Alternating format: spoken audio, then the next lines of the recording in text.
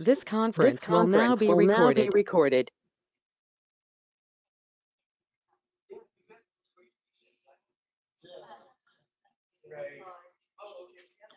The day that I'm 10 minutes early, we don't have a quorum. So what's up with that, people?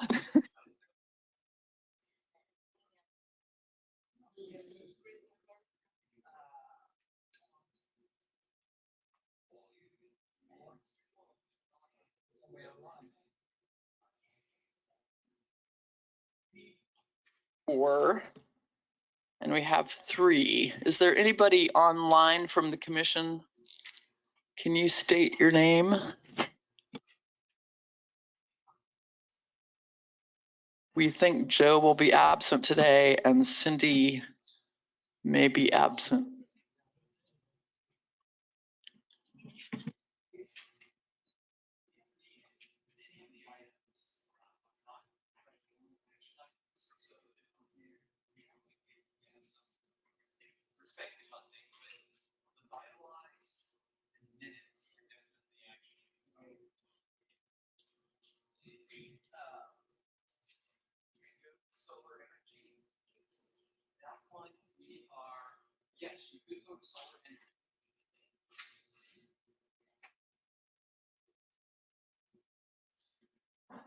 Good morning.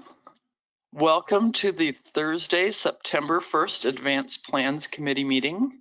We do not have a quorum, but in the interests of a very heavy agenda, I'm going to suggest that we begin with the non-action items, specifically Unified Zoning Code update on the solar energy conversion systems, which Scott will present. This is really a preliminary look as solar fields become a thing. I live next to one, so this is the thing I'm most interested about on the agenda today. So, Scott, you want to proceed, and then we'll note when we have a quorum to go back to the top of the agenda. You bet, and thank you for being willing to pivot on this one. So you'll see, I'll talk just in general real quick about the items on your agenda. You're going to see, you see a lot of items. You've been provided a lot of material. But what we're going to do is, I believe most of those we're checking in with you, so it's not that we need a formal action. So I think we can go through those fairly quickly. This one, as mentioned, was we're talking about a change to the zoning code, specifically for solar energy conversion systems. So you can think of the solar arrays, and they're there primarily just to produce electricity. You're thinking of a field of them. These are not solar arrays that are installed on top of a roof, or we saw a school district in Mays where they had installed a solar array. It was an accessory use. It wasn't the primary use of the location. So we are talking really about the ones where these are solar arrays, and that's the primary use of the property. All right, next slide, please. So what we're looking for from you all today is just we're checking in to make sure that we're on track with the right process. So we've got a proposed process I'd like to review with you, and that we're on track with the proposed changes to the Unified Zoning Code. So those are really the 2 major things that we're looking for from you all today. Next slide. So in 2019, the Unified Zoning Code and the Comprehensive Plan were both updated to address renewable energy systems, and that was both wind and solar. You'll remember that for wind, it primarily looked at saying Sedgwick County, it's not an appropriate use here in Sedgwick County to have wind farms. But solar is one that is available for folks to do. And so next slide. And so what we have in the Unified Zoning Code is solar renewable energy systems, and there are about 20 requirements of supplemental information that an applicant will need to submit with any application for a zone change to permit solar arrays in the county and in the city. So what happened though is we've had questions come up about this is a lot of information. It's pretty detailed, and it will take quite a bit of time and research in order to produce that. So the question came up, Well, that seems like that's appropriate for very large scale solar arrays. But what do we do about ones that are smaller scale? And specifically look about 20 acres or less. And that's really been the question that's prompted this. Next slide. So with that question, we went and we looked at how some national guidance, we looked at what some other jurisdictions are doing, most notably Johnson County, Douglas County. And so we were just kind of looking to see what is the state of the practice. And what we found is that many of them reflect the conditions that we have as part of our application submission process. And in fact, there were some that have gone beyond that with additional requirements. So we created this table where we kind of looked at those and kind of mapped all that out. Next slide. But in reviewing that, we really, as a committee, as a staff team, we looked at this and we said, we thought that the conditions that were already addressed in the Unified Zoning Code were really appropriate for our community, really met our community needs. But in thinking about the question about what do we do about the smaller scale solar arrays, we looked at that and we said, well, we think that it is appropriate to have these 20 conditions for the very large scale operations, but for the smaller ones, we didn't really see that all of those conditions fit. And so what you're going to see in the draft that is attached to your staff report and also available online for those who have joined online as part of the agenda packet, what you're going to see is that instead of just one category, there's now 4 different categories for solar energy conversion systems. And we've broken it down into city large scale, city small scale, county large scale, and county small scale. And the way that those are distinguished is really by their size. So for city large scale, that's anything, I believe, 3 acres and above, and for county large scale, that's above 20 acres. And so what you'll be able to see is, I'm not going to go through that in this PowerPoint presentation about exactly what is and what isn't in, but what you can do is you can see through the striked out copy, the edited copy, you'll see the conditions for the application that are supplemental information that is no longer, would not be required for the small scale applications. Next slide. One more thing about the edits also, what you will find in your packet in the proposed edits and changes is that we also clarify the definition of solar energy conversion system. We also specify that they are not, that the large scale facilities intended for energy generation are not accessory uses. So we better define what's an accessory use when it comes to solar and what isn't. So those are that's a quick high level overview about what the proposed changes are in the Unified Zoning Code. I'm gonna fast forward now to the input process, and I know that you can't read this, so I'm gonna do my best to kind of describe the boxes. So today, where we are is we're at MAPC Advanced Plans. We're checking in with you all on this process and on the proposed changes. The next step that we have outlined is to go and talk to a specific solar stakeholder. This was an individual who had commented during the last round of changes about what about some tweaks, what about some changes here. We want to find out what their feedback was about the original one. This is also an individual who's come in with a couple of different solar companies to ask questions about regulations here in Sedgwick County and how that might fit for some conceptual projects. So we want to find out kind of what their feedback is on it. Then we would like to take it to Board of County Commission staff meeting. This is an opportunity for all the commissioners to hear about the details of the proposed changes, also process, and then also take it to the briefings with individual council members so that they're aware of what the proposed changes are. Because again, although this primarily would affect, at least in my anticipation, would primarily affect the county, because again, we're talking about solar arrays that are set up for energy generation purposes. The change does affect the city, and because it's a unified joint city code, you're going to see both county commission and the city will be involved. So then after that, we are proposing to do a meeting or an event to get input from solar stakeholders. and then eventually to take it out to any small cities that would like to get information, take it out to the citizen advisory boards with the county, and then also take it out to the district advisory boards with the city.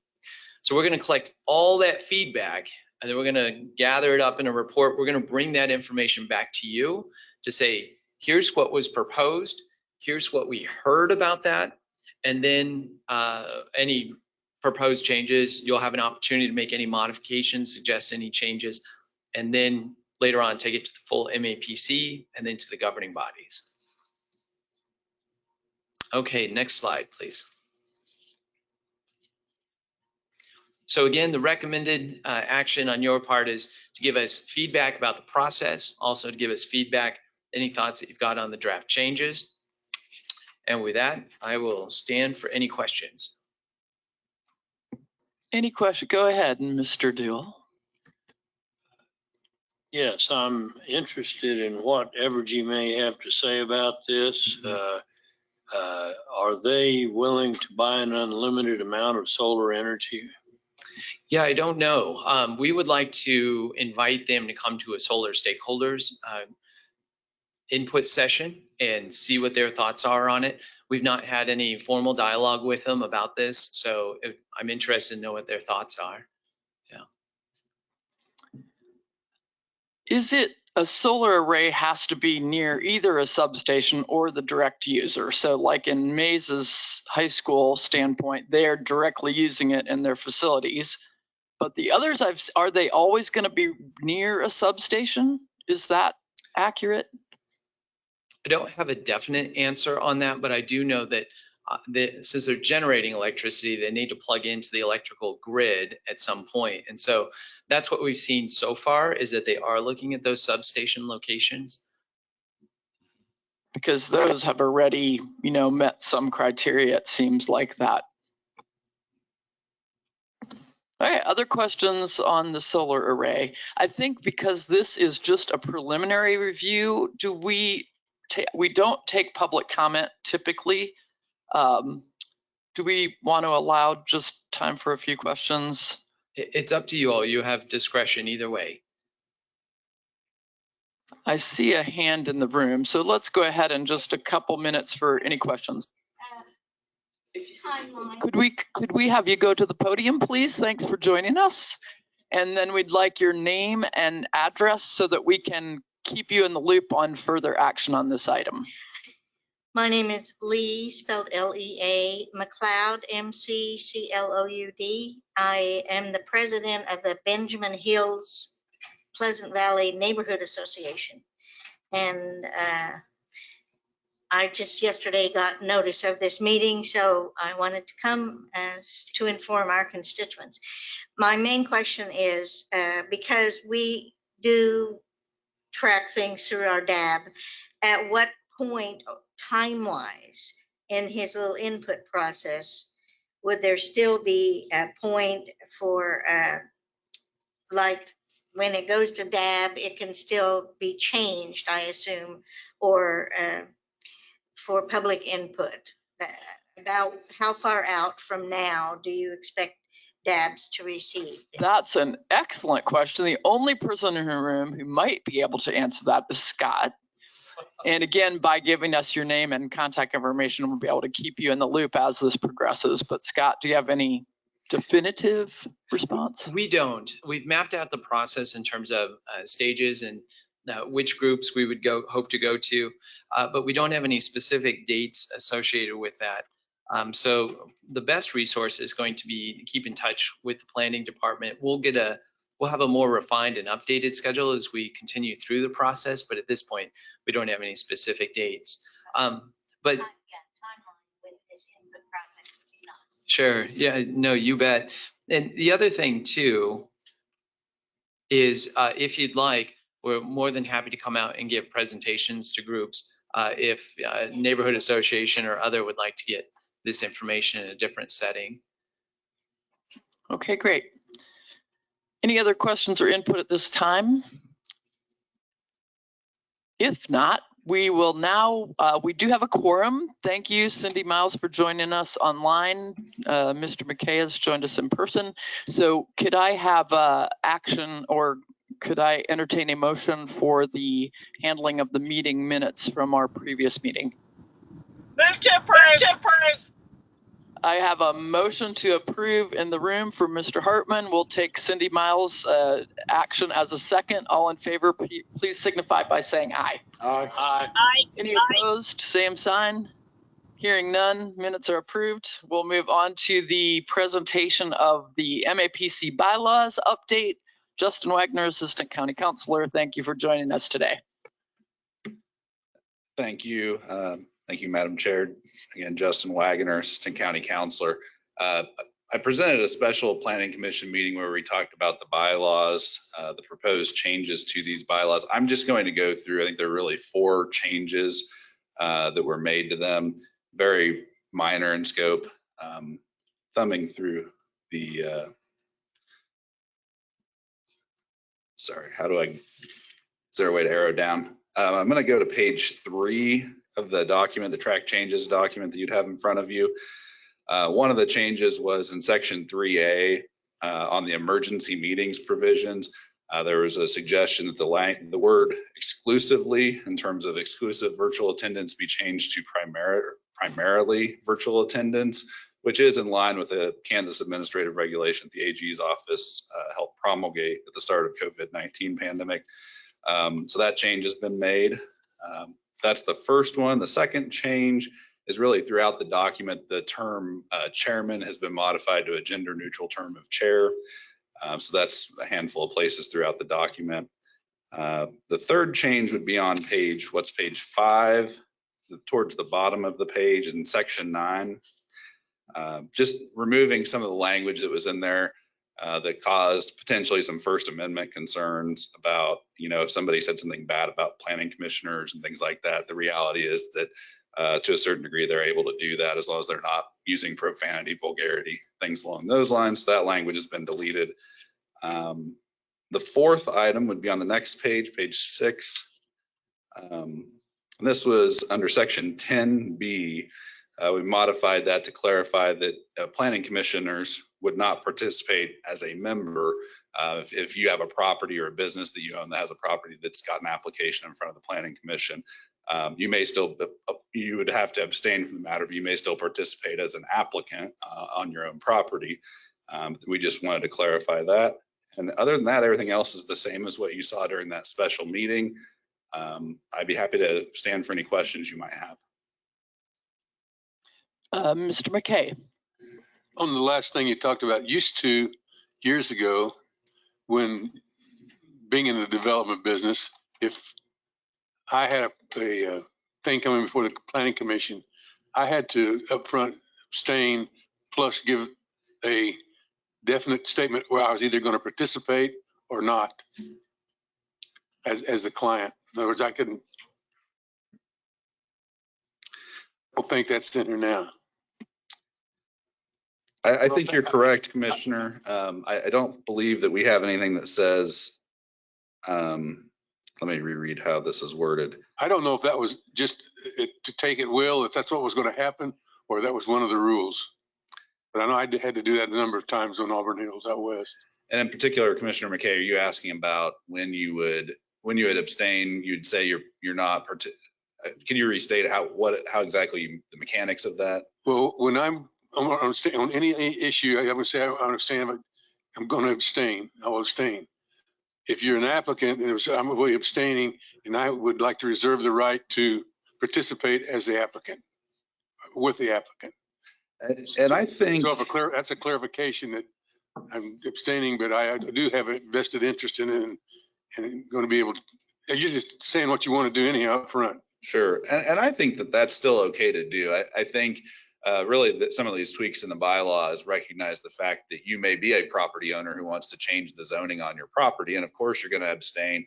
I still think it would be wise on the record to do what you've said. I don't think you have to reserve the right. I think you're given the right as a property owner to apply for a zone change on it.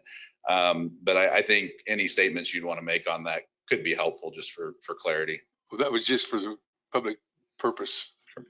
To stand with, well, you probably remember my granddaughter had the patio home, the tiny home Well, I abstained and I left the room because I didn't want to even be around because it was very, very controversial.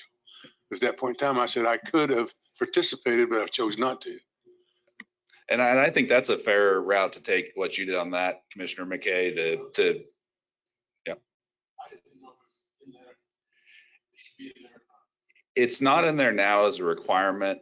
If the Planning Commission wanted to restrict it that way, I mean, that's something you could consider, but the thought process was that you may have a time where you would be disadvantaging members of the Planning Commission where they would have to fully dissociate themselves, not as, I mean, clearly they would as a planning commissioner, but just as a property owner. And really you have property rights like other people do. And so I think what you did in that matter with your granddaughter makes sense in terms of if you would prefer to, it's not required legally, but if you would prefer to have no involvement while the decision making is occurring, you can do that.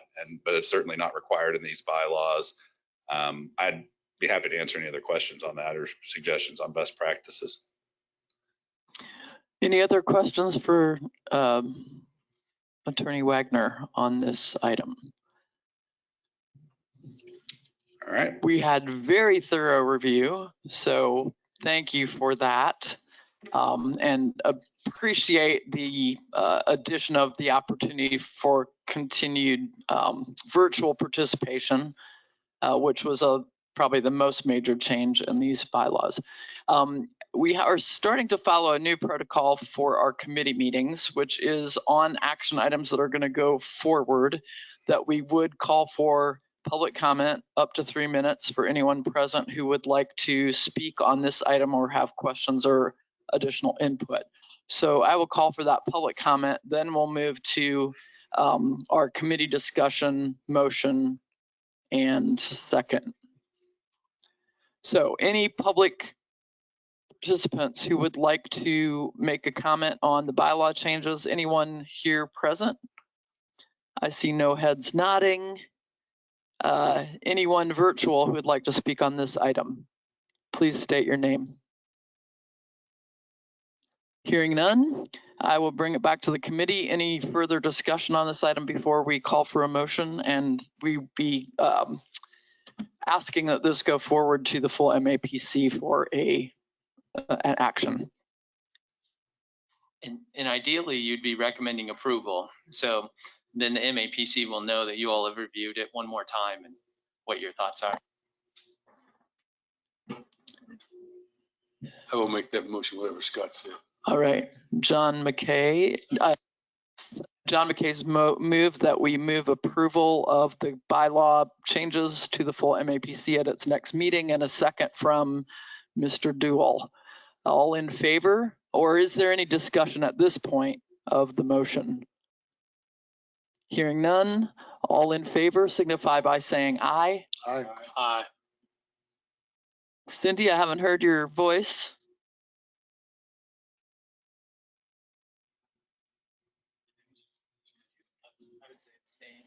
Okay. That all opposed, same sign. Everybody's who's here said aye. So this motion passes. Thank you. Next item on the agenda, Scott is making his way back up to talk about a unified zoning code update for home occupation daycare. This again is a action item. Take it away, Scott. And Yes, I was an aye on that vote. Okay. Usually I hear your voice loud and clear, Cindy, and I didn't that time. So thanks for clarifying. We'll add you to the number of affirmative votes. All right, go ahead. Okay, well, this one is very similar to what you've seen in terms of changes to the Unified Zoning Code. Again, this one's for home occupation daycares. We'll cover a little bit about what that means. And the great thing is that there are folks here in the room who can speak to the need for this. But what I would point out is that just today there was a news headline that indicated that it's a 2-year wait for anyone who's looking for childcare. So, so again, experts in the room who can cover this much more in depth than I can in terms of the need. But what I would like to go through is just talk to you about what some of the proposed changes are, and then we'll see what questions you have. So next slide, please. So this one on the staff report, and I may have gotten a little bit ahead of myself, but I want to present to you some options that you have, and also what our proposed process is. So you've got the option, as always, of providing feedback, and we look for your feedback, both on what's being proposed in terms of changes, but also in terms of the process.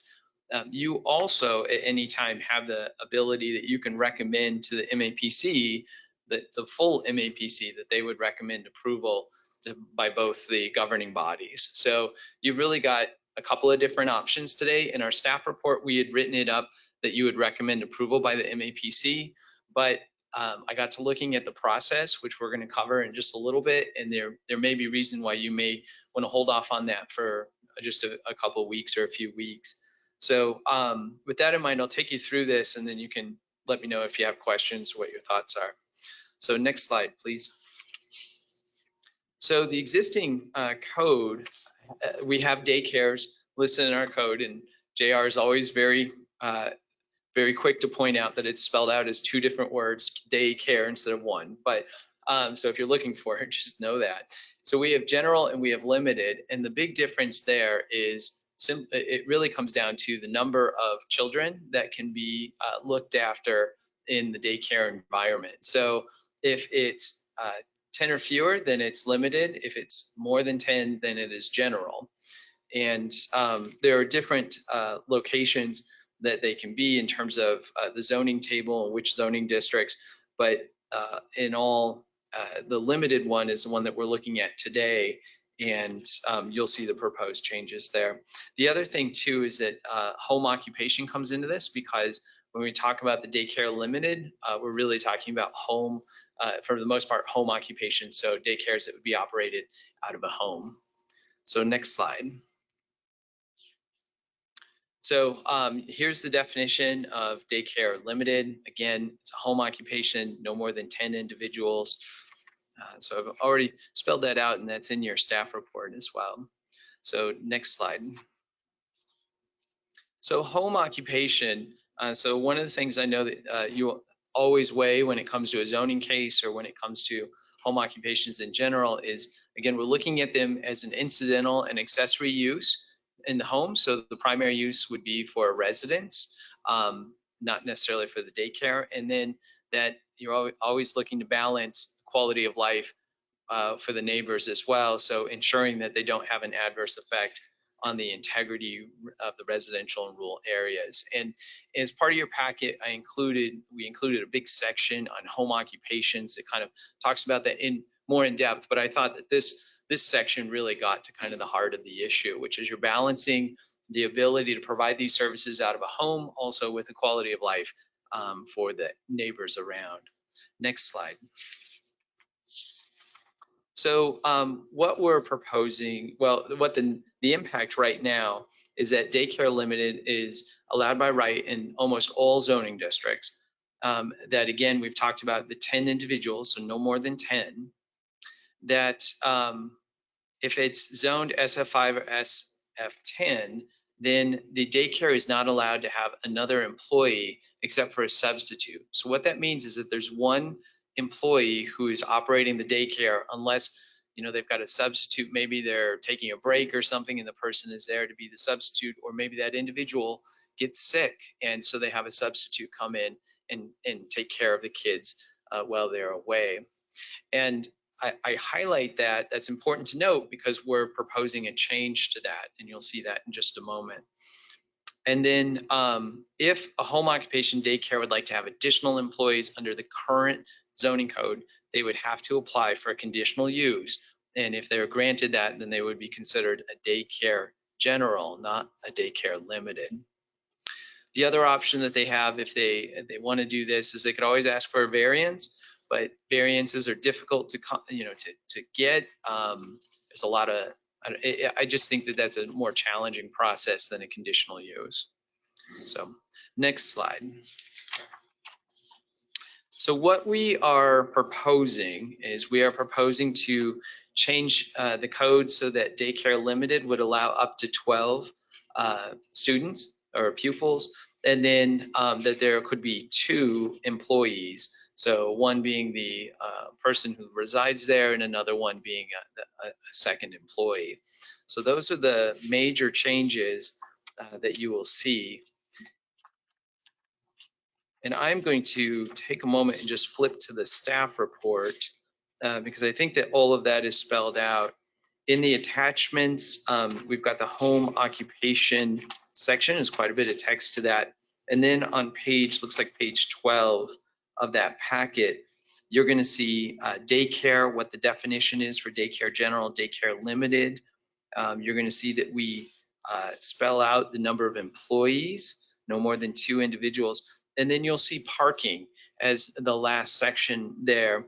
And what we do is parking, it's spelled out there, and we changed the enrollment to above 12, but then on loading, because we know that sometimes there are loading spaces that are necessary, that would only occur if there's more than 13. So in general, a daycare limited, even with the new amount of 12 students, would not be required to have a loading space. So I know parking comes up. I just want to let you know that we've addressed it. We feel like we've addressed it well. But again, the gist of it is to allow for an increase in the number of students that can be there. Yes, sir. So what prompted the increase? Yes, that was part of, that was in response to some requests about the current conditions that we're seeing in our community, 2-year waits, and what could be done to help address that. And I'll leave it to the folks who have more insights about that to address it further. Yes, Mr. Dewell. In the material that was sent out, I think there was a reference to the reasoning being to bring this into conformance with state codes. That is correct. Thank you for pointing that out, Mr. Dewell. So the state does allow up to 12. And so our code was restricting that down to 10. So there was a mismatch between what KDHE would allow you and what our zoning code would allow. So this would bring that into conformance. Excellent point. Thank you. As far as the, Good. Mr. Hartman was already speaking, and then we'll have call on Cindy. Go ahead, Mr. Hartman. so as far as the parking requirement, they can use their driveway, or can they use on street parking? They would have to be off street. Now, if they wanted to, and they can use their driveway for that as long as it's outside the setback, which is standard parking, the way that we calculate parking for other cases. As always, though, if they wanted to, they could request a reduction in the parking requirement, and that would require a parking study. So what we would look for from them is a document that would explain why, the rationale behind why they feel that they can address the parking in a different way. And that could very likely be through on-street parking that is often available. Or it could be maybe they've got a neighbor who's willing to allow for them to park there, or some other shared parking. But we leave it pretty flexible. They do have that process. Again, it's more paperwork, but we like to provide that flexibility for folks. Cindy, go ahead. Yeah, I just wanted to say I'm glad we're addressing this, because with my involvement in the child care initiatives, we have such a shortage of child care facilities, mainly because we've lost hundreds and hundreds of home child care facilities. So I'm glad that we're addressing this. Okay, great. Thank you. Any other commissioner comments at this time? Then we would call for public comment. We have anyone in the room who'd like to present? Please come forward, state your name and address, please, for the record. And you'll have 3 minutes, but I won't count until we get you to the podium. My name is Tanya Bullock. I'm with Child Start here in Wichita, and I'm so happy to be here. So this does stem from 2 different things. One, Kansas Department of Health and Environments across the state does have this licensed at 12 children in the program, and that does meet minimum standards of health and safety and quality. So we would love to line up with that. But I think an even bigger issue we have a childcare crisis, especially here in the city of Wichita and Sedgwick County. So I'm going to give a little bit of data just to show the kind of crisis we have here locally. We have 38% of the families we serve being met right now. So of 100% of the families, we're only meeting 38% of the demand right here in Sedgwick County. That means about 17,600 children under the age of 5 are potentially needing childcare. What we do know is we have over 600 programs in Wichita or in Sedgwick County that are licensed qualified programs. 304 of those programs are family childcare programs. When we surveyed them, 110 of those right now that are licensed would love to go to this higher license, so the 12. So if we already know that we have programs that are willing to increase their slots and help us meet this demand, I think we need to support this crisis if we can right now. And then we're partnered with childcare licensing here, Adrienne Ladd and her team, and we're really trying to combat this issue and increase programs and build them up. Vice Mayor Tuttle is a huge advocate, and we've been going around trying to increase the awareness as well. So we appreciate that, but this is really is a big problem, and I think it really is a simple change, but a big change that could make a big difference in our slots and supporting our families. Thank you so much. Do we have any questions for Ms. Bullock from the commission? That's great information to have and to see how this could have an impact. I'm curious, does that your license means you're meeting all the requirements? Yes. So if an increase to 12 children suddenly caused a provider to not be able to provide quality service, the licensure process is really what governs and ensures that things are continuing to be satisfactory. Correct. And the parents, right? Correct. The ultimate. And all of us who are out here watching and supporting. Okay. All right. Any other questions for Ms. Bullock? Thank you. Thank you. Anyone else who would like to speak on this item? Anyone virtual? Hearing none, I'd bring it back to the committee. Question for Scott, Mr. McKay. Yes, sir. This may not be for you, but with this allowing 2 more students and 1 more teacher, right? Is there any square foot requirements? In other words, is there any of these schools that would be kicked out because? I believe that the short answer is that it will come up to the licensing is based on the amount of square footage that they've got.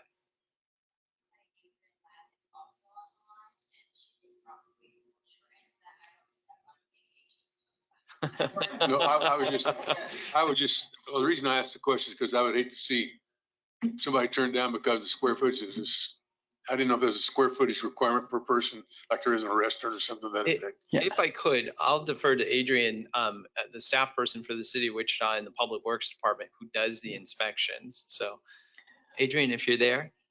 I'm here. There is a regulation. They need 25 square foot per child in their homes. If they have a smaller home, KDHE can restrict their license. Maybe they only have enough space for 11 children. Then we can restrict it to 11 based on their square footage. Okay, great. Thank you for that answer. Also, Adrienne, Yes. do you routinely receive complaints about the loading time and congestion and that kind of thing? Because that to me could be, 2 potential drop-offs. What kind of experience do we have on complaints from neighbors? I've been doing this for almost 15 years and I've never received a complaint from neighbors regarding parking or loading or unloading. Their concerns, we've got a few that maybe the parent wasn't watching their child as they were leaving the home daycare, but nothing specific on the licensed home. Okay, thank you so much. Any other Uh-huh. questions? All right, bring it back to the commission. I'm sorry, just before Yes, you do. Scott. We need to talk about process. Yeah, one thing I failed to do, I guess in the rush to get this together, we didn't have it in the PowerPoint. But in terms of process, oh, there it is. Thank you, Ty Ben. So where we are today is we are at the MAPC advanced plans. What I would like to do is go to briefings with each of the council members to make sure that in their minds we're meeting the community needs, and so that they're aware of this discussion of this initiative. And then where I'd like to go is work with Adrian and others to see if we could get perhaps an informational session, a comment session for daycare stakeholders. So this could be parents if they're interested, it could be daycare providers, just to see if folks have questions about what's being proposed and just take care of any issues or see if there's anything that we're missing. And then I don't know if we would take it to the DABs. I've got that drawn up in the process, but in the briefings with the council members, I think we'll get a better handle on that.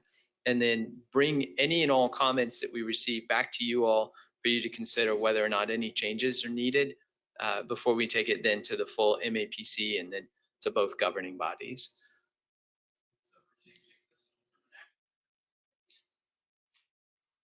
Very thorough update on what's going on and the process. That's correct. Okay. And you have the option also, you can say, because we are looking for feedback, you can say, look, Scott, we don't think this is that big of a deal. We want to go ahead and move and say, let's recommend approval to the MAPC. You always have that option.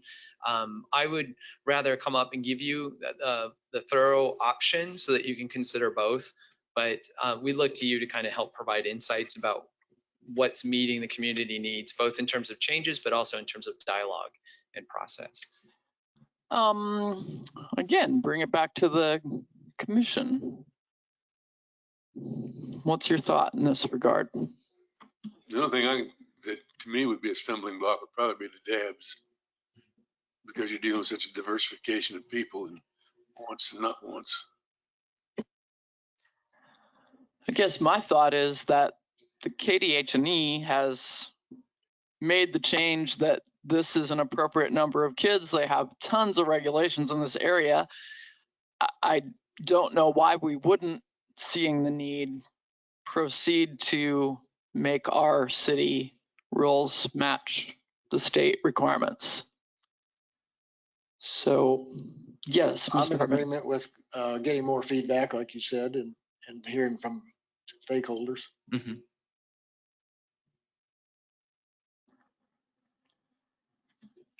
Any other input on this issue? My only question is, does anybody on the committee here have any problems with any of this? And I'd like to suggest that we move it forward. Is that a motion, Mr. I'll McKay, make a motion that to? we move it forward as written at this point in time. And I want to second that. Okay, we have a motion to approve the changes per staff recommendation. Second from Ms. Miles. All in favor? Oh, other discussion before we proceed. sorry. Recognizing that there would be some input between now and the next MAPC meeting and then to city council. So you'd still have time to go to every commissioner. That's correct. I think we would still go and do the briefings with the council members at least, and then that'd give them an opportunity to provide us feedback if we need to adjust. All right.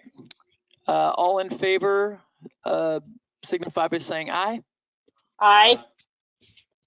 Opposed? Motion passes. Thank you very much.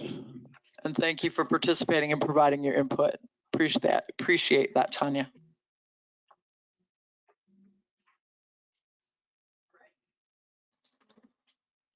The clock on the wall didn't get fixed like I thought, so it really isn't still 10 o'clock. It is 10:45. And our next item would be duplex design staff report. This is an item for feedback only. Take it away, Scott. Yeah, this is an item that you've seen quite a number of times already. I'm not going to take a lot of time to go into depth about it. What we're really here today to talk about is the process, continuing the conversation. And So Ty Ben, if we can go to the next slide, and then the next slide. So this is the process that's proposed at this point, and I'm bringing this to you just to get your feedback on whether you think this is appropriate or whether you think we need to make tweaks. I'm not even going to go any further in this PowerPoint. It's like 70 slides long, but I don't want to go through all that unless you have questions or comments that you'd like to share. But this most recently, where we've been is had a meeting with 3 of the council members, individuals who are in the construction business of doing infill development for duplexes. And there were comments about the challenges that having the design standards creates and hardships for them in terms of doing the infill. And there was discussion about further deliberation and consideration of this. And so the planning department, we are no longer including a recommendation in our staff reports regarding design guidelines or recommendations for duplexes in the established central area. We've been doing that previously, but after this meeting and based on the comments and feedback, we agreed to not put that in. And we've received feedback that the council would like to weigh in on this. And so in order to get an opportunity for this to be presented to the council, we're proposing the following process. So we're here today at Advanced Plans this morning. What we would like to do is see if you're interested in scheduling a meeting or perhaps at an already scheduled Advanced Plans meeting, providing an opportunity for public comment on this issue. And so this would be something that we would advertise with folks. I see Wes is here from WABA, so we would certainly be reaching out to him and WABA to have see if they would like to come and provide comments, perhaps Wichita area realtors, neighborhood associations, and then also the Places for People committee members. And the intent is to get robust input into this and then take it then to MAPC and then ultimately to the city council for the council to provide direction on it, or at least comment on it. So that in essence is the presentation. I'll stand for any questions. Yes, Mr. Duell. So the design aspect that you were talking about refers to staff comment or staff comments being presented. That wouldn't preclude discussion on a particular application regarding the suitability of the design and consideration by the MAPC in making their decision, would it? That is correct. It is a recommendation that is put into the staff reports for each individual case. And so we've got some statistics now that we've seen some that have been approved without that recommendation being included. And we've seen some that have been approved with that recommendation being included. And also what we have seen is we have seen some that have been approved with not a recommendation, but rather a requirement by the council. And so I think those were the ones that we heard about that were creating some hardship for challenges for folks who are doing the infill.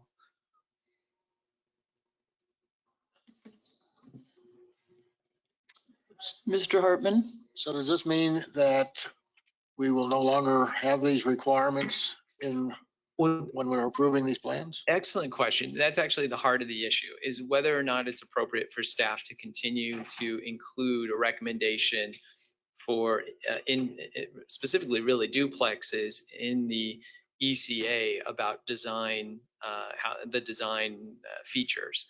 So that's what all of this is really leading up to, is checking in with Advanced Plans, see what you all think about it, and then checking in with the MAPC to see what the MAPC as a whole thinks about the appropriateness of that, and then ultimately with the city council.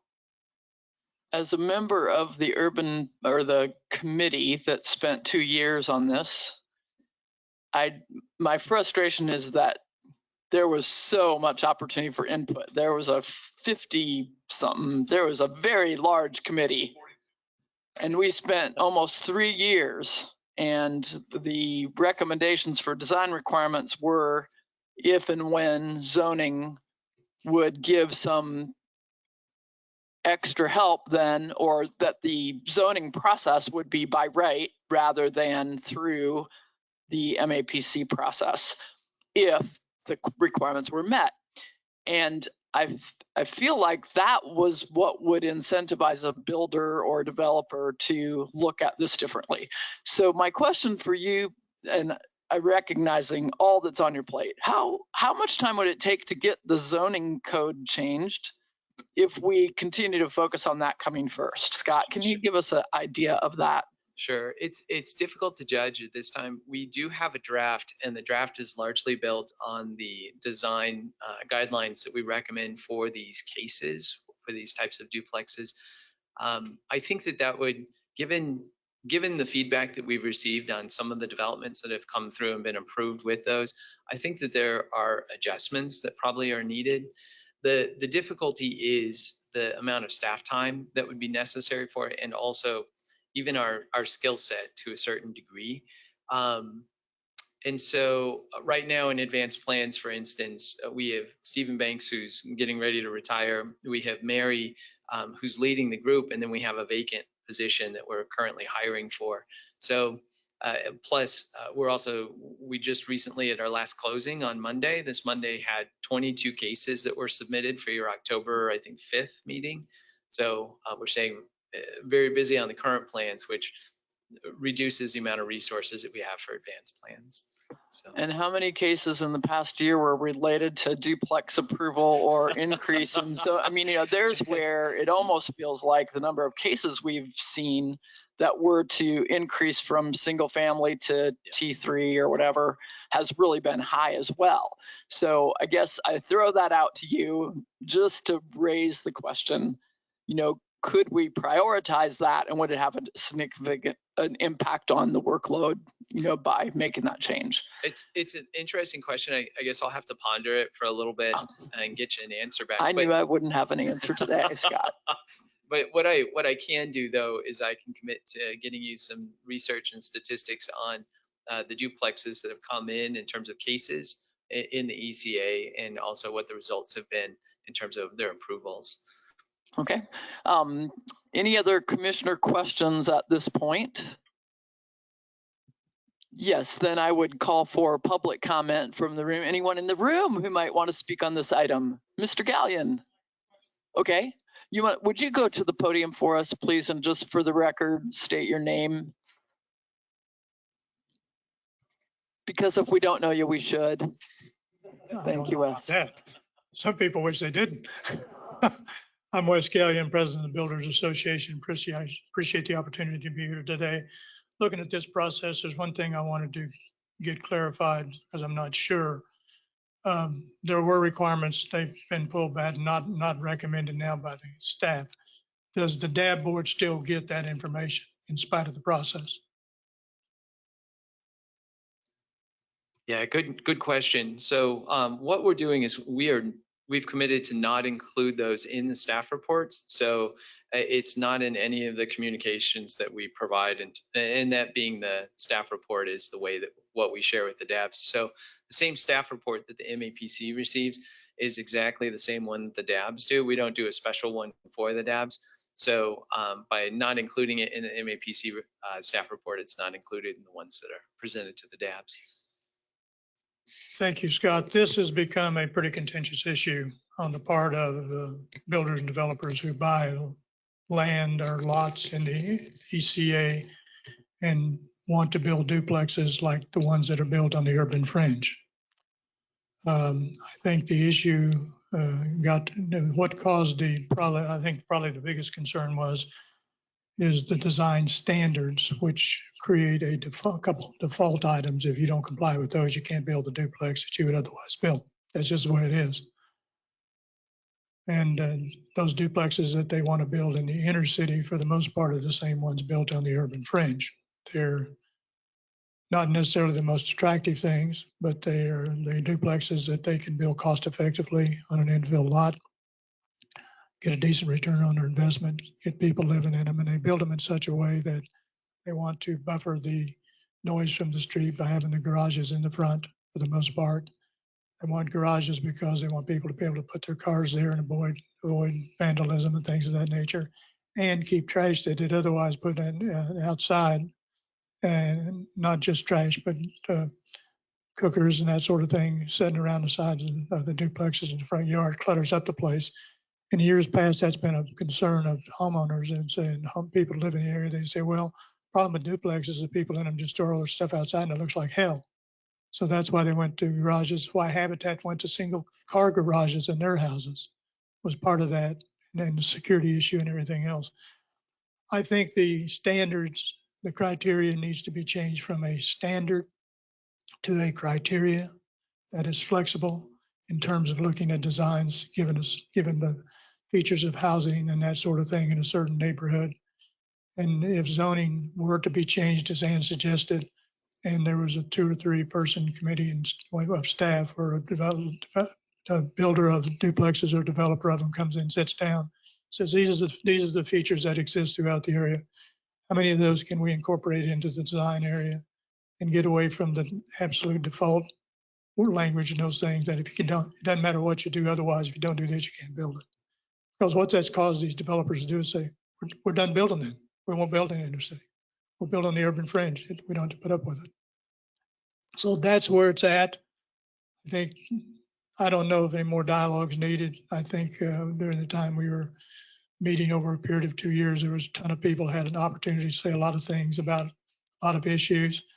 I think the big issue with duplexes is that neighborhoods don't like them and they don't like the people that live in them. And we can't fix that. So that's where we're at. Thank you, Wes. Anyone else with public comment on this item? Just a quick clarification question. What does ECA stand for? That excellent question. That's the Established Central Area of Wichita. It's trying to identify those places where residential housing has, been around for a while.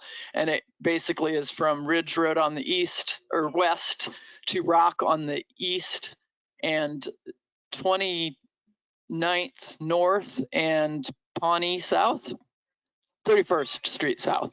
Yeah, on the map. There you go. I'm losing it, people. I used to know that like in my sleep.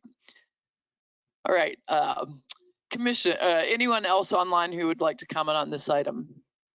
And really the process. Do we need to go back to DABS to gather further input from the neighborhoods is the question? No. On this, just a quick clarification. So what we're proposing is today we're at advanced plans. We would have then another meeting of advanced plans where individuals and groups would be invited to come and share public comments about the proposal. And then later on at the full MAPC, and then the third stop would be the city council. At this point, we're not proposing that it would go to the DABS as part of the process. And the proposal is that a recommendation for design standards would continue to be included in the staff report so that that issue could be raised as we go on a case-by-case basis. That's the question. So that would be what we're looking for is thumbs up, thumbs down, basically, from these groups. All right, Commission, you understand the situation, and what is your thought? Mr. McKay? My only comment is this, and you've all in this room heard this before. We have an incentive to do the infill in this core area that we're talking about.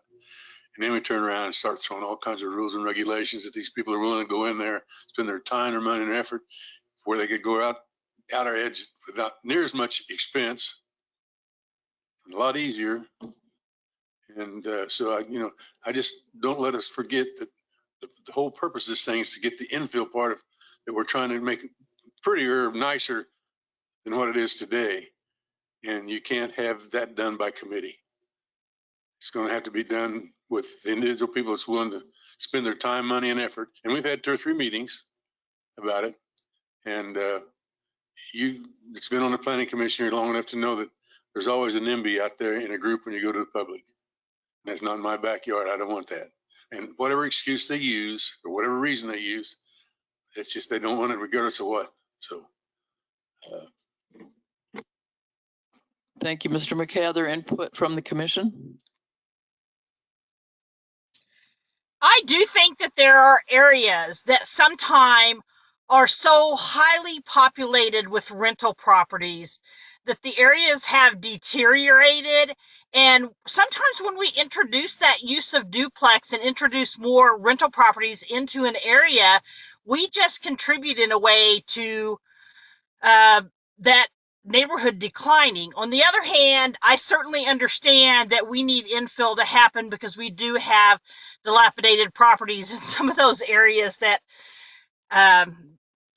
something needs to be built there. Duplexes do seem the most practical way to go in order to get a developer to develop in those areas. I guess I'm just kind of saying I really see both sides of this issue. That's it. Other input? Mr. Hartman? Well, actually, it comes down to the individuals living there and their responsibility to take care of the property. So I don't know how you can design that. That takes us to code enforcement, right? Hello, Mr. Hartman. Yes. So it seems that this is being brought to us to consider whether or not staff should continue to make recommendations on design, specifically on approval on duplexes when they come before the Planning Commission. So I would be prepared to make a motion that the design comments not be included by staff in future minutes. Yeah. Okay, we have a motion that the staff recommendations not be included in the staff reports. Do you have a question, Scott, or a clarification? Well, you're certainly able to make that motion and that recommendation. The process that we have is that mapped out is that at another advanced plans meeting, we would invite members of the public and organizations to come and comment on it, but certainly don't have to do that step. We can move it straight to the MAPC if you all would prefer. But I just want to point out that that's what we've got drawn up in the process. Okay. Mr. Hartman, do we have a second for Mr. Hartman's motion? Mr. Duell's motion, I'm sorry. He wore the same shirt today, kind of. I'm sorry, all white men look alike. I'm sorry. Mr. Duell has a motion on the floor. Do I have a second to his motion to proceed to MAPC with a recommendation, or that the recommendation not be included in the staff reports? I got a question. What if we just leave it like it is until after we have this second meeting? I'd be agreeable to withdraw the motion if staff believes that there's benefit from having another meeting of the public. We have certainly heard today from the standpoint of the builders that want to build in infill areas, but I will withdraw the motion if we think we need another meeting. I think it could be beneficial. I don't know that it's going to change anything in terms of the feedback, but we do know that some of these recommendations are coming from the DABs as well. And so it would give us an opportunity to reach out to neighborhood associations and at least make them aware that the conversation is taking place. Again, I don't know if that's going to result in other folks showing up to provide comments, but at least doing that opportunity then also can lead more. I think it can help the MAPC and the city council to understand that there have been multiple opportunities for members of the public to weigh in on this issue. So it can give them greater confidence going forward with recommendations. Mr. McKay. Scott, I think this originally started by the DABs, the meeting I was in, it was presented. The DABs wanted this, the council members wanted that. That's been 6 months ago, whenever it was we met. And you can have all the meetings you want to. I'm not going to change anybody's minds. I go back to what I said a little bit earlier, you can't have both the best worlds, or whatever that comment is. But there's going to be people, I can guarantee you, there's going to be people come up here, you can build a Taj Mahal, and they don't want it. So I remember we had a case recently where the developer did come with a new design recommendation, and he, made an adjustment to the appearance of the property. And I think it even became a single family, not a duplex, and still the neighborhood didn't want it. So it seems to me the issue is becoming more about the density than it is about the design necessarily. I don't know.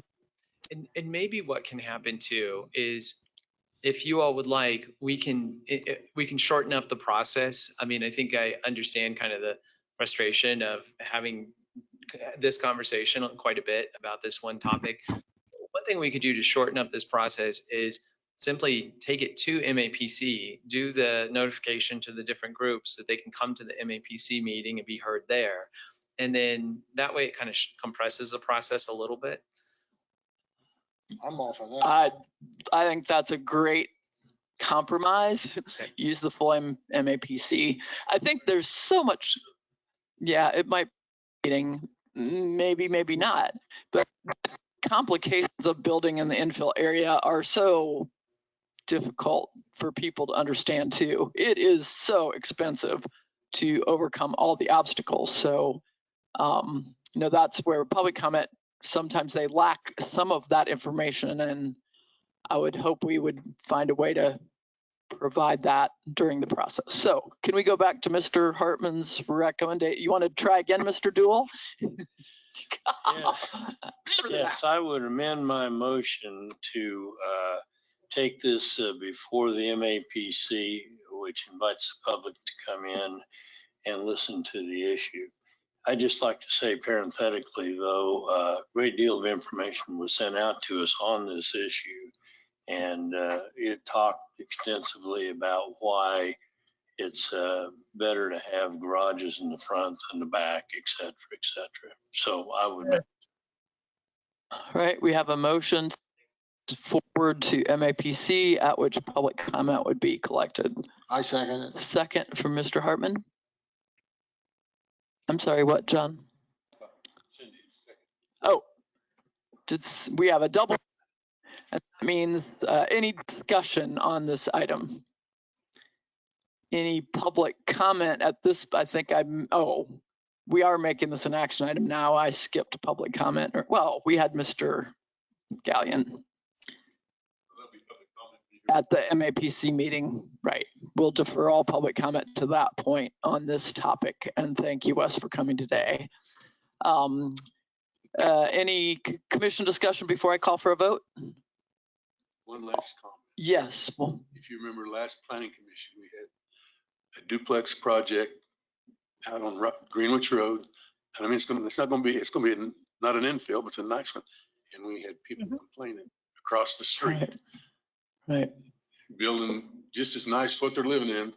Right. And one guy speak 4 times on 4 different issues just because he was upset with what we did on that issue. So we are always afraid of what we have not yet met, right? Yes. And honestly, I've been reading a lot on what communities are doing to get rid of the NIMBYism that occurs when something different is in our backyard. And there's some very interesting approaches that I'll bring to another meeting. All in favor of the motion as presented by Mr. Dool, please say by an aye. Aye. Any opposed? There can't be because everyone said aye. Motion passes. Yes, Scott, at one time, you and I were talking something about inviting the landlords is not in the tenants, or we send a list to the landlords, correct? I don't. On the public hearing things.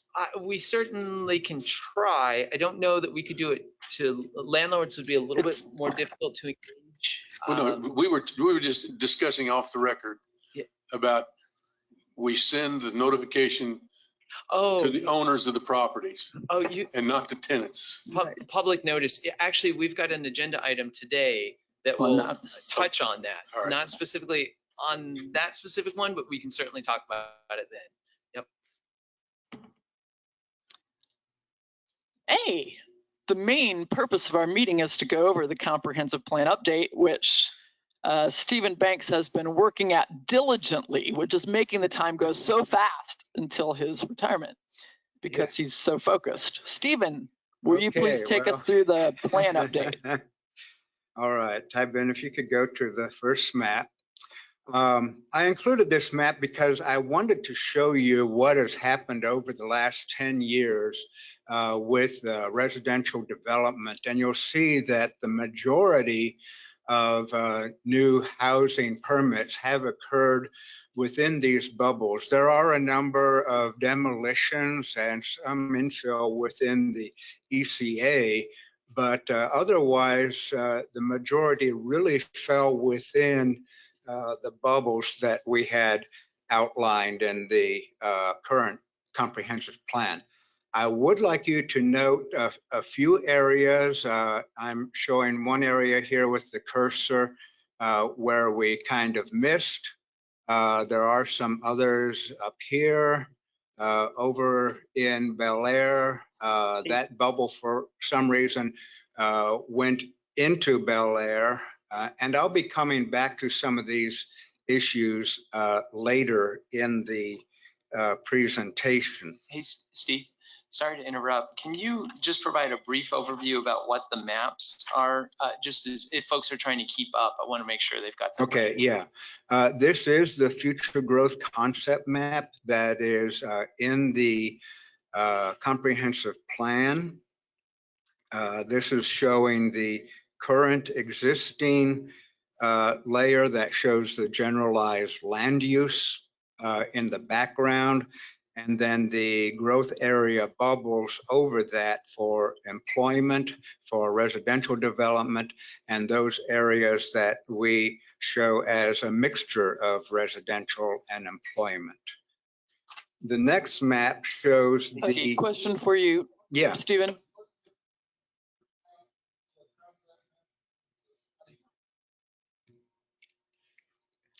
So the question is, for those who are some of those that say the 2035 Wichita Future Growth Concept Map are using the existing land use layer and the bubbles, and the ones that show the 2045 Wichita Future Growth Concept Study version, most of those are showing the changes. But in this case, the first two maps, it really should have said 2035, not the study version.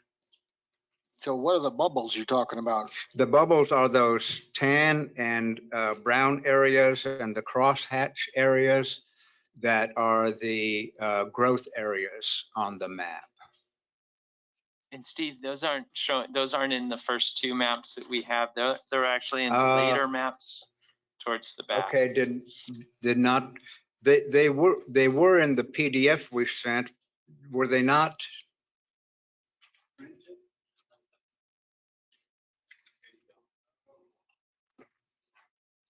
So if you could just take people through what this. Okay.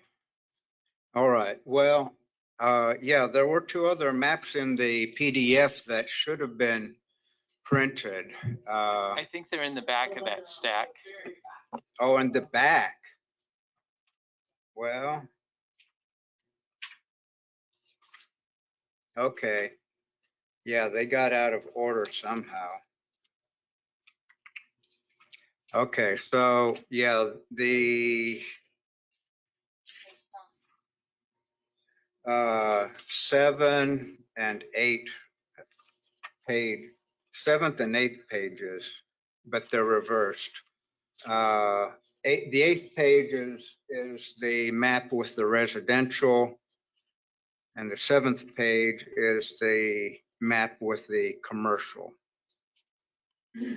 And commercial development was a little bit more scattered, but we realized that a lot of properties within the established central area and all, you get reuse of property. These also reflect addition projects to commercial properties. And so it is a little bit more scattered. Okay, well, going back to the first map in your stack,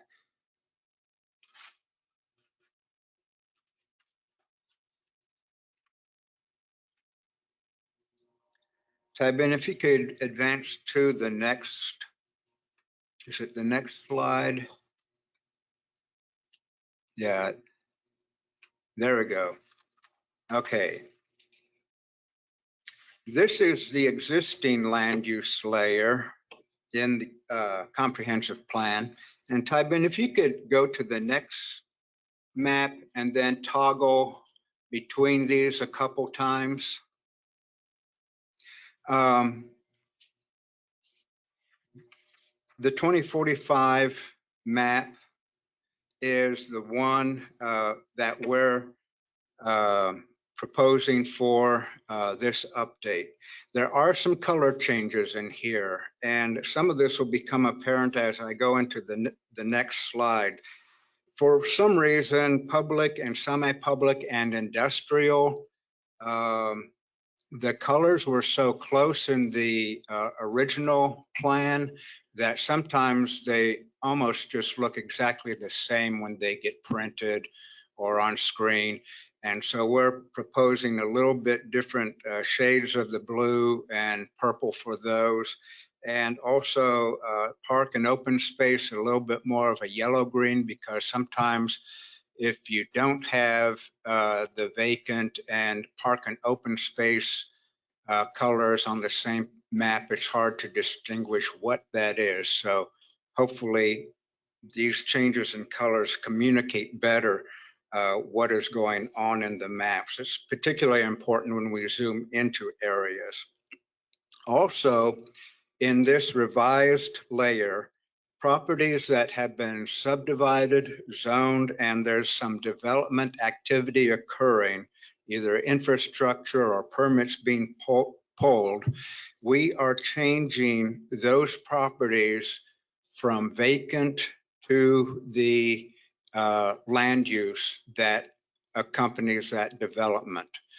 This is particularly important in some of the fringe residential areas where the appraiser may show a lot of vacant lots within a subdivision that's being developed.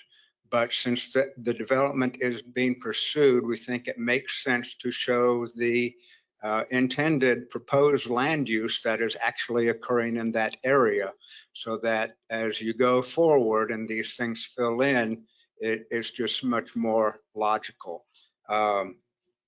And there were a lot of little things in the current map that showed up, for instance, as park and open space or other things that really didn't make sense. So we're really trying to clean up this layer quite a bit. The other thing is that this layer is being built off of the GIS parcel layer. So it will be much easier to do updates and corrections to this. If there is a problem that comes up in a MAPC meeting or whatever with a portion of the map, it will be easy to go in and make corrections for future cases that would come up in an area. And it also gives us some flexibility if we need to do a set of map changes for the annual comprehensive plan review. We can do that much more easily with what we're doing now.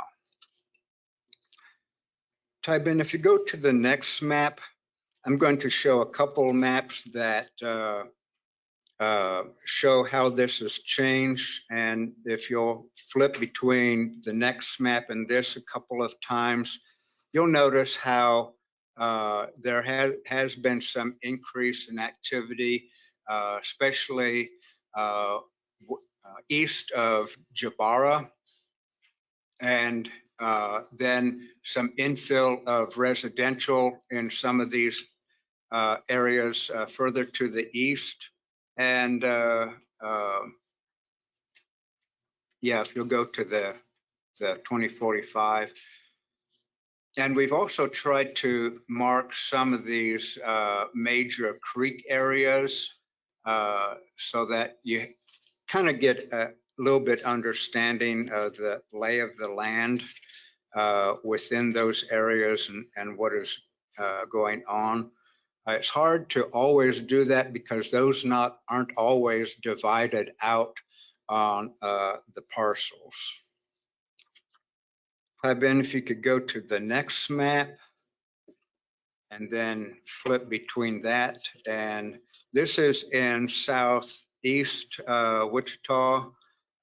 West of the airport, you'll see the large change in industrial to the bottom of the map and a lot more subdivision activity south of Kellogg. Just kind of showing what some of the changes are in the map. Any questions at this point? This is the land use layer. I have a question on that. The second map, the 2045 concept map, shows industrial there at 31st Street between Mays and Tyler on the north side. There's pretty nice residential house right in there now. Are they just assuming, I guess this is 20 years down the road maybe. Where was that again? North of 31st Street between Mays and Tyler. On your second map, you're showing it industrial. I know for a fact there's an existing probably $500,000 house. That's right just west of Tyler in there. Just wondering. Yeah, I would have to. Came up with. You're talking about west of the airport and the golf course there. Yeah, I would have to check that. And there may be. Wait a minute. I'm mixed up here. I'm a mile over here.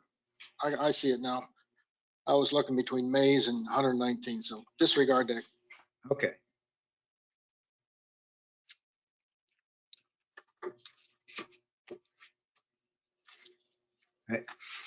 Well, we'll go then on to the next map. And in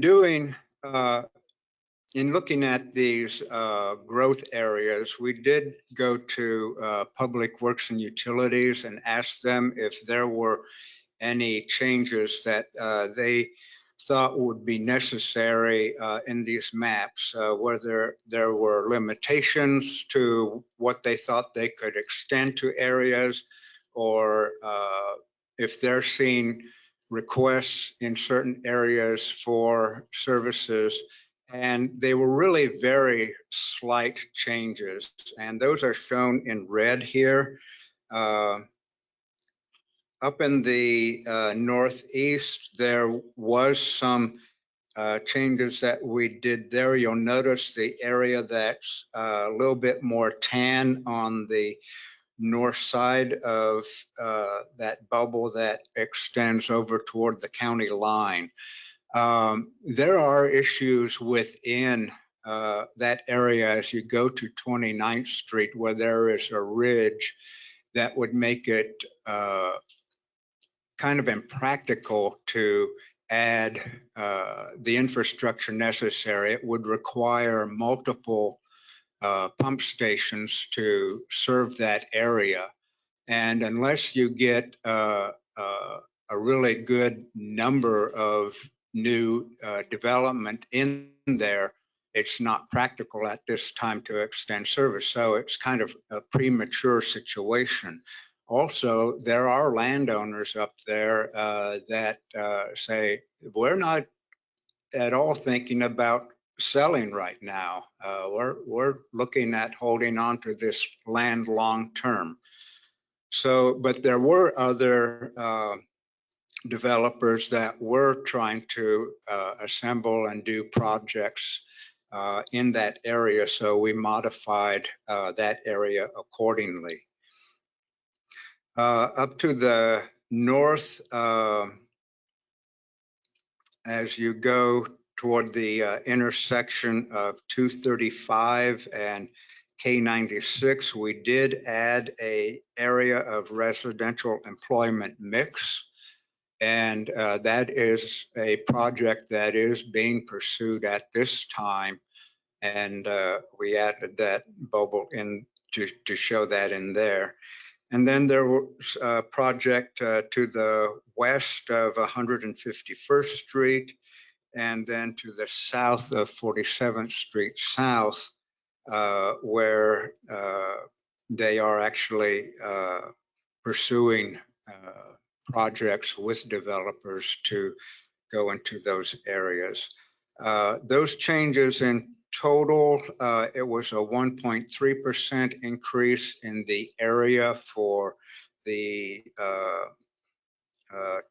residential employment mix and a 0.43% increase in area for the residential growth areas. So not very significant. Next slide, please. There were some other things we wanted to look at, and I changed the colors a little bit on this next map, hopefully making it a little easier to read. The green that you see on the map is where we have adjusted, actually decreased the area of the current bubbles. The green is showing where those bubbles are now, and the red is showing the increase, both those that I showed you in the current or the previous map, as well as here.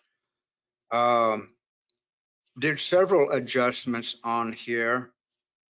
One, the new water treatment plant over by Zoo Boulevard and west of 235, land use change there.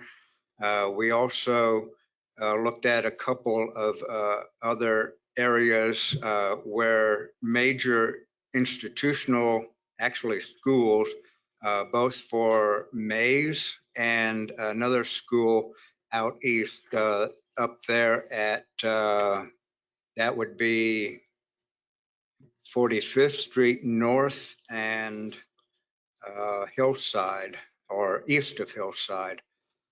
And then we also looked at the floodway maps. In 2016, after this plan was adopted, the city adopted new floodway maps, actually floodplain maps, that were developed by the Corps of Engineers and are the current maps we're using now. Because some of these areas, particularly in the Northwest, were in significant areas of floodway. And Tybin, if you'll flip to the next map, I'll show you those areas. These were significant areas. They weren't the narrower areas, which would be easy to go over with a culvert or other things, but areas that you would definitely not want to put houses in. The Corps of Engineers would really be on you for that. So we adjusted some of those areas, and taking all of these things into account, wanted to get back to the total area that we had in the original maps. I went ahead and then put bubbles around those areas where we have seen development, the Auburn Hills area, this area just south of the Mays schools, some of these other areas that were not caught in the original bubbles. And the idea is to bring these bubbles more into line so that they show growth within the entire planning period, which is basically from 2015 through 2045, if we adopt these changes. taking all these things into account, the total change between these proposed bubbles and the previous bubbles is 0.25% less area. So a very small, insignificant decrease in the total area that we're representing. So in terms of area, we're representing the same amount of area for development, just bringing it more in line with some of the things that have occurred and taking care of some of these things that we would want to take account of anyway. Any questions? I want to make sure I understand. If a new development is approved, it's a multifamily development. Now that will show as already being there because it's already zoned for that land use. Mm-hmm. So does that then get counted as growth area even when it's not yet filled in? I mean, the land use will be there, but when you look at growth, you'll still be counting actually completed activity. I'm not sure I understand the question. So the land use assigned to, or the amount of land represented is staying very, very close to the same. Mm-hmm. It's just that you are more accurately reflecting what's actually there. Yes. Okay. Yeah. According to what's actually happened versus what we predicted would happen. Yeah. Okay. And really, some of these areas, like the Auburn Hills area, we should have probably gone back and accounted for the number of vacant lots and things that, you know, were in that development at the time. But we didn't do that. This was a pen exercise that we did with the Plan Steering Committee, and we were looking at what are some new areas to be developed.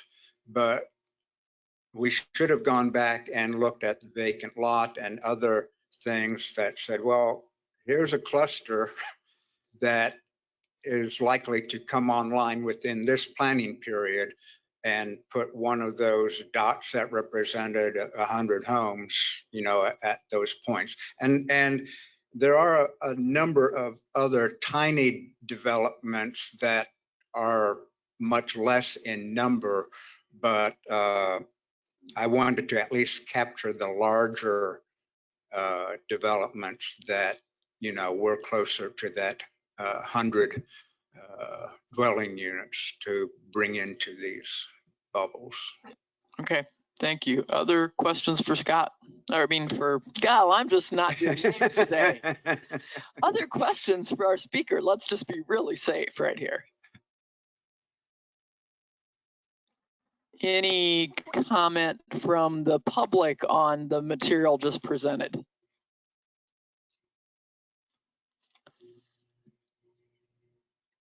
Hearing none. Yeah, Mary. Stephen, I think maybe we've discussed this before, but when it comes to the land use and something's been platted, it has the right zoning, the intention of the developer is to build, you know, so many single family homes in a place, but it takes time to build them. So do we count them as a done deal when the platting and zoning is done, or are we waiting until all the homes are built, which may not happen for a long, long time? Actually, the way this land use layer was updated, I went through and looked at recent subdivision activity and went to areas looking for, is it subdivided, is it zoned, is there permit activity? In other words, are we seeing houses or other development there, or at least roads going in, before I changed it from vacant to that land use.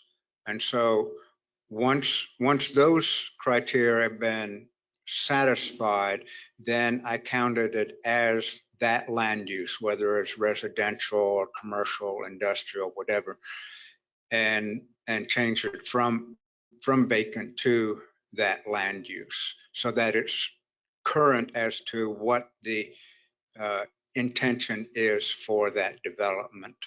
If it didn't get to the stage of at least showing some roads or other activity on a subdivision, I left it blank because we do have a number of, not very many, but a number of dead subdivisions, stuff that got platted, maybe zoned, but nothing's happening there. And so it's just ag right now or vacant.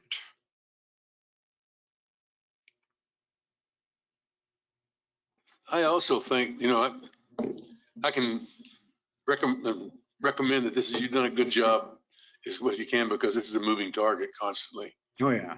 And you used Auburn Hills a while ago. Well, we started Auburn Hills in '95 and just finished it last year. But it was 800 and some odd acres of ground over a long period of time. So that makes a big difference. But my question is, was it 5 or 6, 7 or 8 years ago, something like that, our zoning, especially for commercial and stuff, you had to plat it within a year, was it, or 2 years, something like that, in fact. And so we changed that rule to where, because people come from outside the city, said, I got this piece of commercial ground. Well, they may not be able to do it, plat it in a year, and you still get an extension, but it just kind of took that equation away for the person. So that's when we changed the rule, it was what, 4 or 5 years ago, that we'd get a plat, the commercial would get platted, and it'd be showing the maps that it's commercial. That way it's easier to market, and we don't have, we're doing it, I guess we're just doing it a little more upfront than after the fact. So, no, I think you've done a wonderful job on this thing. I really do.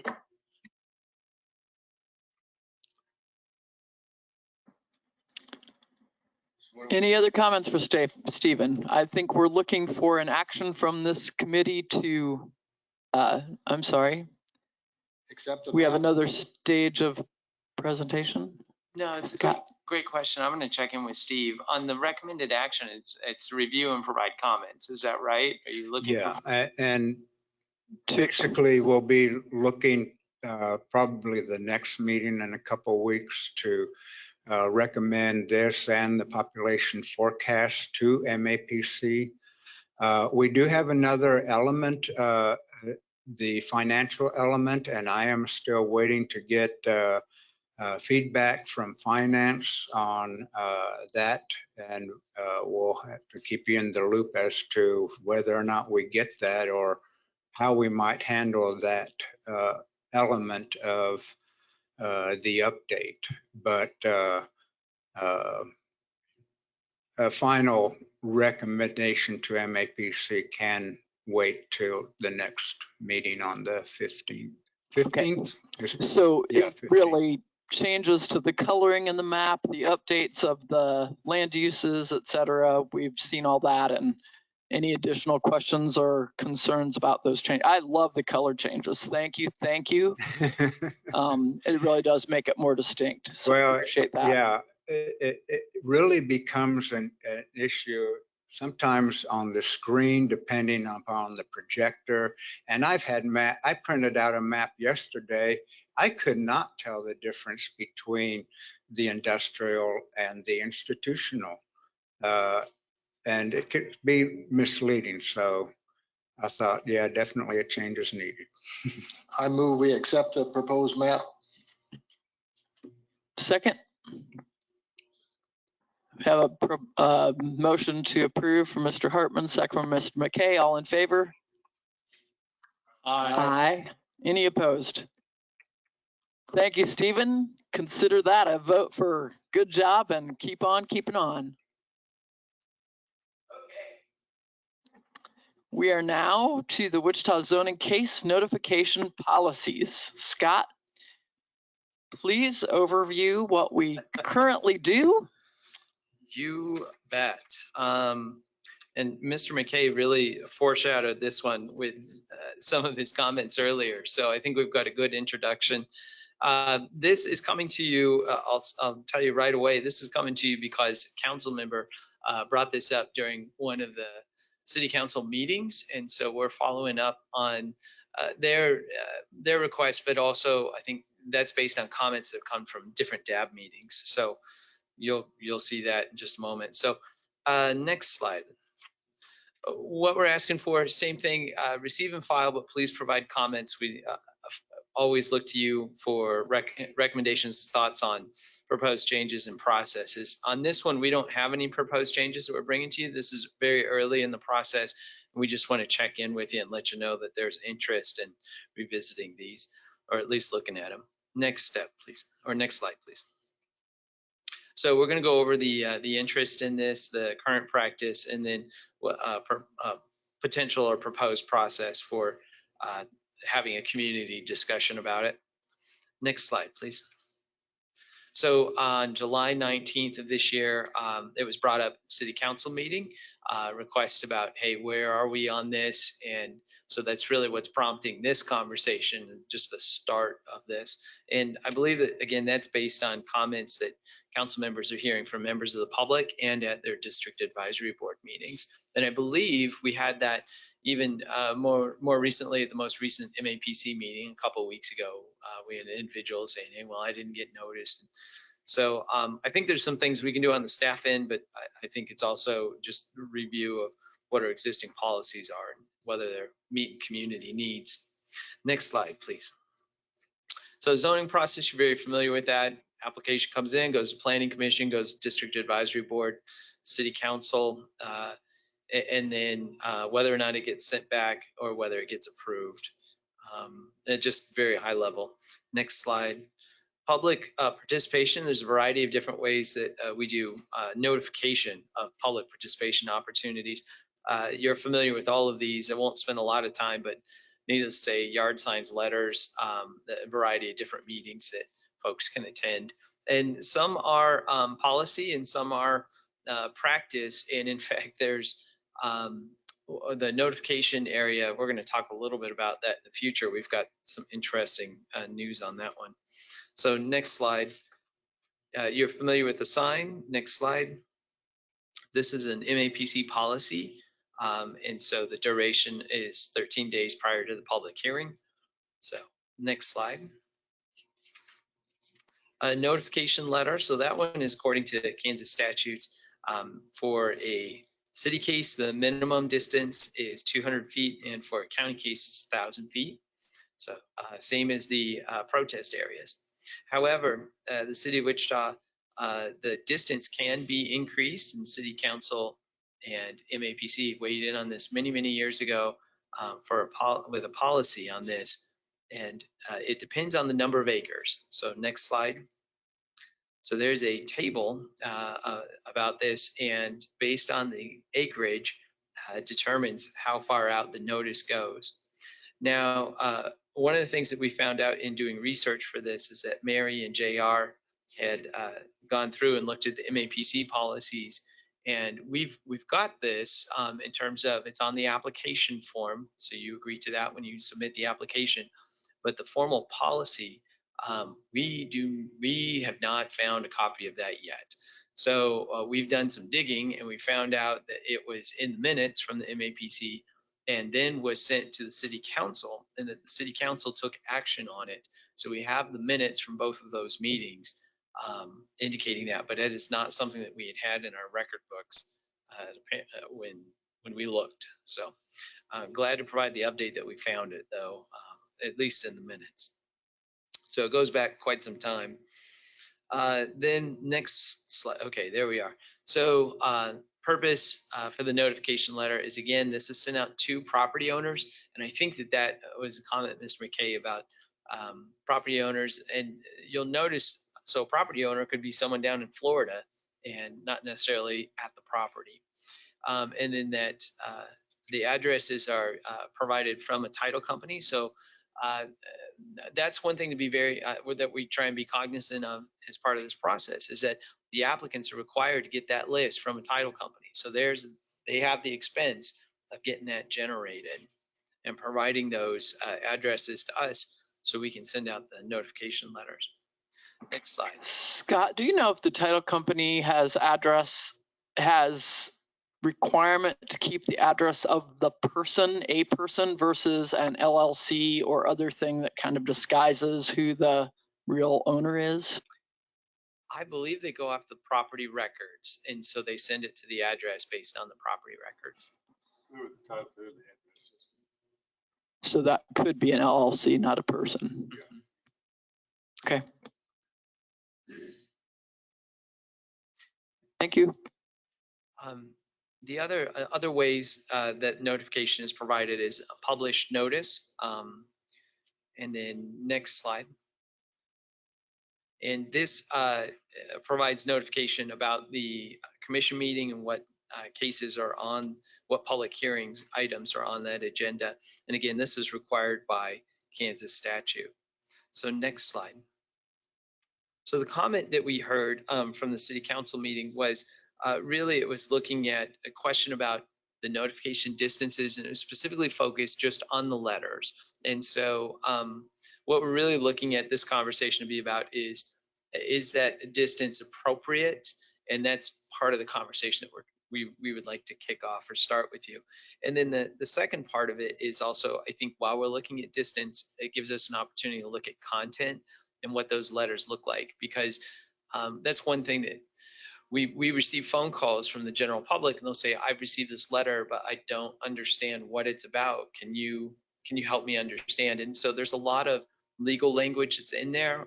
We're trying to address some of that with the update to the bylaws and how that's going to help with the agenda information. But I think taking a second look at the letter content could be helpful. So next slide. So this is one of probably, I think, 5 different flow diagrams that you've seen in this meeting, but they're all very, very similar in that. But for this one, I think what I'd like to do is spend some time with you at each of your meetings talking about different things here, because we don't have a ready recommendation about changes. We want to have the conversation with you to go through what it currently is and what would be changed. So number one is right now where we are. We've done an introduction of the existing policies. So kind of in short order here, but hopefully it's pretty straightforward. The second thing, at another meeting, future meeting, we'd like to come to you with what the state of the practice is in other communities. So just a review of what is Hutchinson doing? What is Lawrence doing? What are other communities in Kansas doing? And then also what are maybe some best practices across the country that maybe we could learn from. And then 3 would be to look at different options. And through these, we would like to look at not only the notification area, but also what would be the costs? So what would be the impacts of any changes, right? So what would be the cost? What would be the amount of properties that would be notified? Those kind of factors as well. And then we'd like to work with you. Number 4 is to have some draft recommendations that would come out of advanced plans. We have District Advisory Board here as an opportunity to collect input. I'm not necessarily sure. We'll have to iron out this process as we go forward. But for right now, at some point, checking in with the DABs, because we know that a lot of those comments about notification, at least in personal experience from being at the DABs, I know that that comes up quite a bit there. And then bring those comments back to you. And then I've got city council, but really I should have taking it to the full planning commission. One thing also to consider too, and I'm not sure where it fits in here, but I think there are options that we can do as staff that will help with this. And one of those might be to include a map when we're doing presentations about cases, to do a map that shows what the notification area was for the case. Because I think just like we had at the MAPC meeting, the gentleman came up and said, well, I never heard about this. Well, I think sometimes if we can show a map that shows what properties were in the notification area, that might help resolve kind of those questions or issues right away. So so maybe there are other things that we can look at too, in addition to just the distances and what's in the letter. So next slide. So again, it's an opportunity to just receive and file as recommended action, but as always, just looking for feedback and thoughts on the process. So Ty Ben, if you want to go back one slide, and then I'll stand for any questions. I really personally want one of those.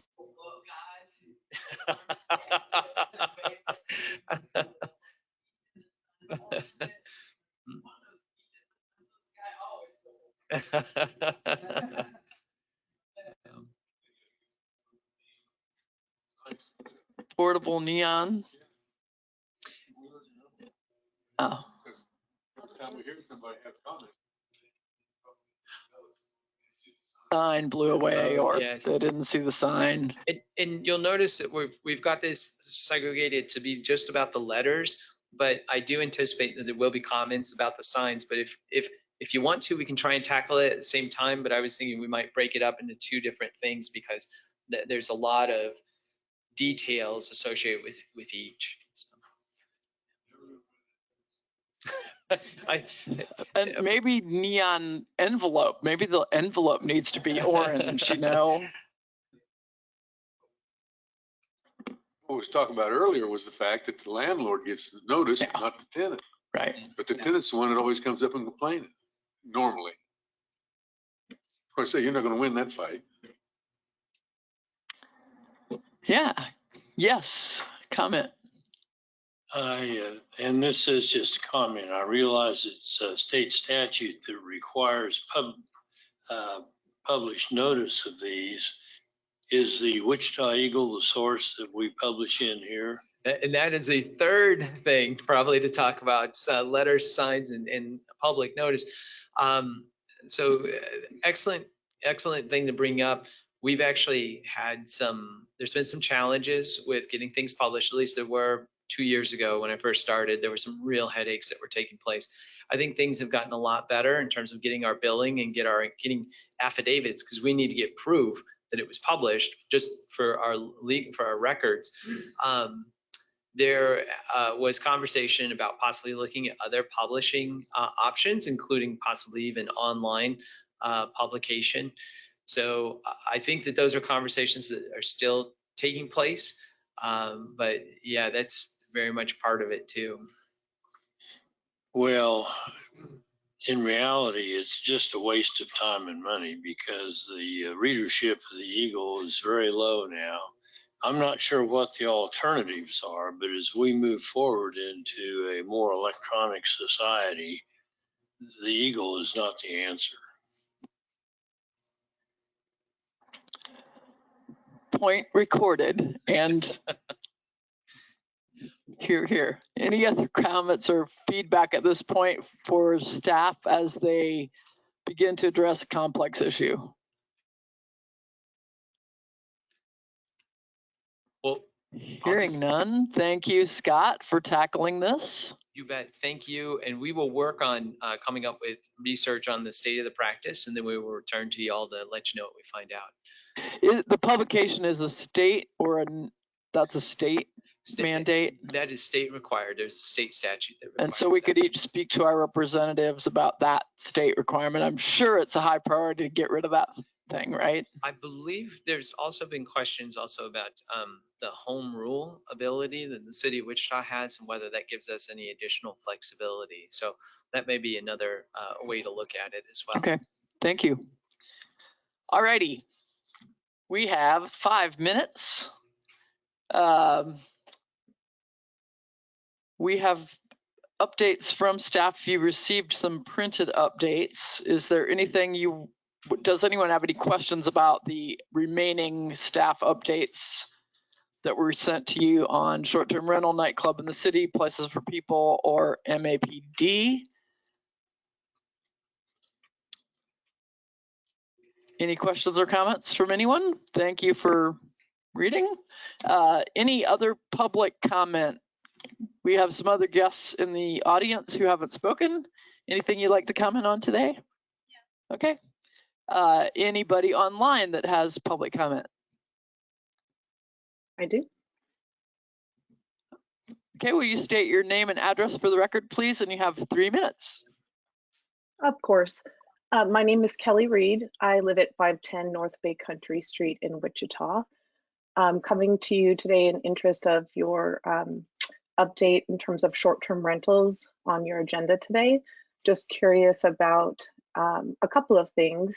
One would be stakeholder engagement for hosts and guests.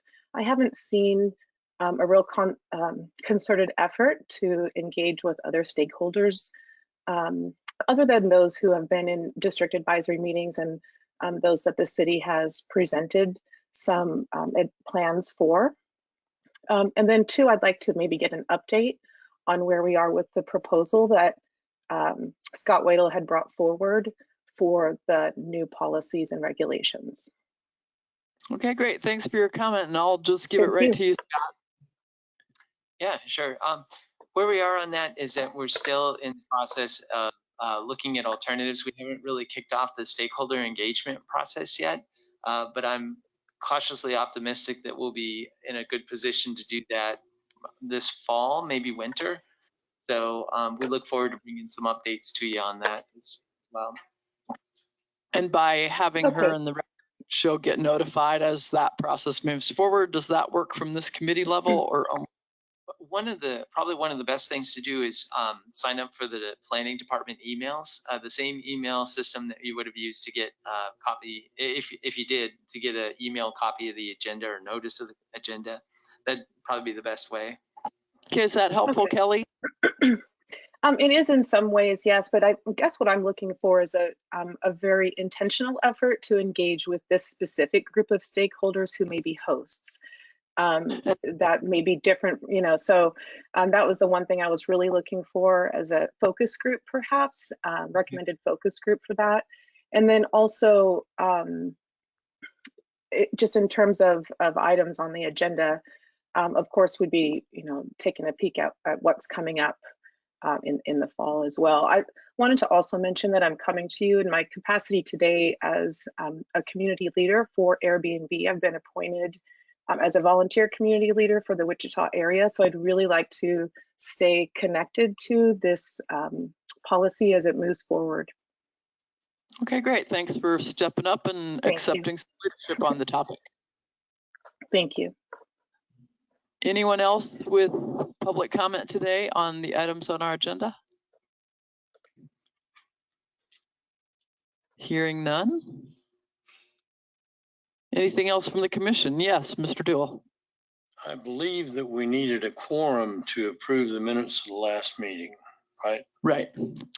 And we did have a quorum at that time. We did that so rapidly fast, you didn't even know what you were saying yes to, it sounds like.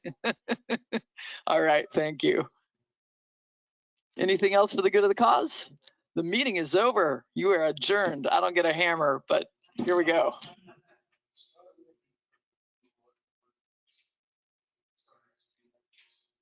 Sure. Question about rural water district. I'm not super familiar with the details, but I believe there's been a program set up where the city, maybe through a similar format as like special assessments, helps to pay them back for their infrastructure investments. So I believe the folks in Public Works would probably have the specifics on that, but from what I've heard, it doesn't appear like it's.